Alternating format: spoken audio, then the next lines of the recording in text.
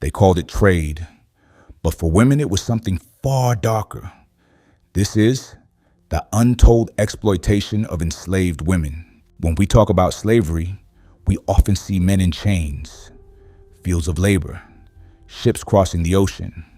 But what history rarely shows are the women, the ones whose bodies became both weapon and battlefield, the ones who were never free, not in body, not in choice, not in silence.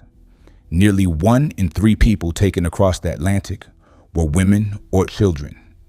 They weren't brought to work the fields at first. They were brought to serve the men who did. From the moment of capture, they were seen not as human, but as inventory, something that could produce, please or obey. In the forts along the African coast, women were locked in narrow, airless rooms. Some called them comfort chambers. Others called them what they truly were, prisons for the soul. Imagine walking hundreds of miles, chained by the neck, carrying not just fear, but the sound of others collapsing behind you. Those who fell were left in the dirt. Those who survived were loaded onto ships. The ocean became their graveyard. On board, the nightmare deepened. Captains and crew treated women as personal property, a privilege of the voyage. They were dragged above deck at night, returned in silence by morning. Some were pregnant before the journey ended. Some threw themselves into the sea rather than give birth in bondage. The records call it loss of cargo, but it was the loss of lives, of voices, of futures. They called it the Middle Passage, but for women, it was the longest silence in history. They could not scream, could not fight, could not escape. Only the sea remembered their names. When the ships reached land, the next form of abuse began, one designed to last generations. On plantations, women were forced to breed.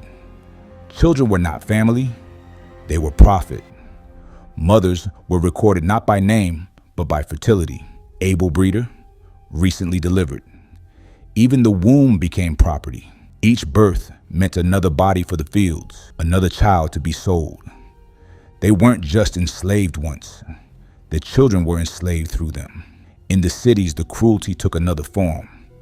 In places like New Orleans, young girls, some barely teenagers, were sold in what traders called the fancy girl market.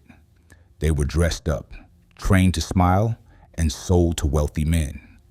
Their value was judged by skin tone, youth, and beauty. A darker form of commerce, hidden behind closed doors. There was one woman whose story survived. Her name was Celia. She was 19 when she was sold at auction, wearing a blue cotton dress she had sewn herself. The men in the room didn't ask her name. They asked about her teeth. They inspected her arms, looked at her shoulders. One of them asked if she could sing. Another touched her hair and said she would fetch a high price. In that moment, she wasn't a person. She was a transaction. A soul turned into merchandise, and she was bought for the price of a horse. When the document was signed, she didn't cry. She just looked ahead, not at them, but through them, as if her mind had already left her body. That look, the one they couldn't break, was the only freedom she had left. Her story still exists in court records from Missouri, 1855. It's one of the few written proofs of what so many endured, but could never speak aloud. And Celia wasn't alone. In the city of New Orleans, entire markets were built on women like her. They called it the fancy girl trade. It sounded elegant, almost harmless. But behind those words was horror wrapped in perfume and silk. In private rooms, young women, some as young as 14, were presented to buyers like luxury goods, their hair brushed, their dresses bright, their fear hidden behind a forced smile. Traders described them with the same language they used for jewelry or horses: slender, light-skinned, obedient. A woman's worth could double overnight. not for her skill or her strength, but for how closely her body matched the desires of the man inspecting her. Each sale stripped away another piece of her humanity until she existed only as a reflection of what someone else wanted her to be. No one recorded their names, only prices, only profit. And for every buyer who signed his name, there was a woman who vanished from history the moment the ink dried. But not all abuse was physical. It was psychological, cultural, spiritual. Women were renamed, their languages forbidden, their songs silenced. Every prayer, every dance, every word that reminded them of home was punished. Faith was replaced with fear. Imagine being told that your name, your gods, your memories were sins, that your body was not yours, but someone's investment, that your child was not your future, but their property. And yet, they resisted. They survived in silence. They hid their power in plain sight. They used songs to share messages, stories to keep hope alive. They braided escape routes into their hair, literal maps woven into cornrows.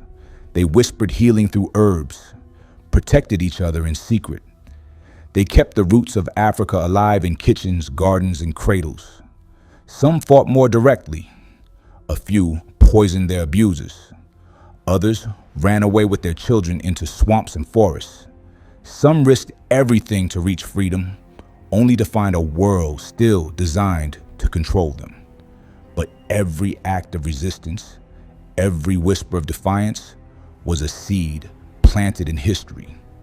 Even after emancipation, the abuse didn't vanish. It changed form. Freedom didn't mean safety. The same women who once worked under the sun now worked in kitchens and parlors, raising the children of those who once owned them. Chains became wages. Silence became survival. And yet, through all of it, they carried memory, because even when they took everything, their names, their language, their freedom, they couldn't take their will to endure. That endurance became legacy.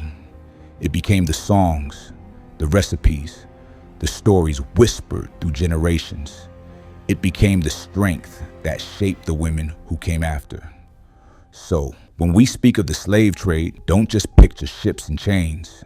Remember the women, the ones who carried nations inside them, even as the world tried to break them.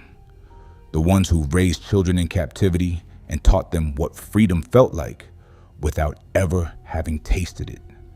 The ones who turned pain into preservation and silence into strength. History called it trade, but for them, it was survival. They called them property, but they became the foundation of every generation that followed. They were not free, but they were never conquered.